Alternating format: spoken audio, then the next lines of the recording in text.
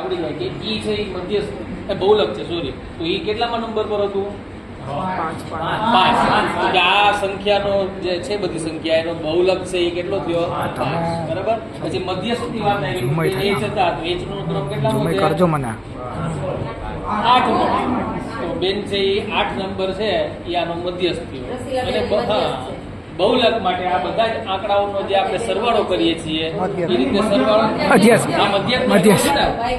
મધ્યકમાં આપણે આ બધા આંકડાઓને સરવાળો કે 1 + 5 + 5 જે કઈ છે એનું ટોટલ કરીને બેનોની સંખ્યા છે એના વડે 7. આપણા માટે આ બહુ સરળ અને સીધું લાગે છે, પણ વિદ્યાર્થીઓને ક્યારેક આવું કરાવીએ તો એને થોડીક મજા આવે. સાદું કીધું ને રાજ કર્યું.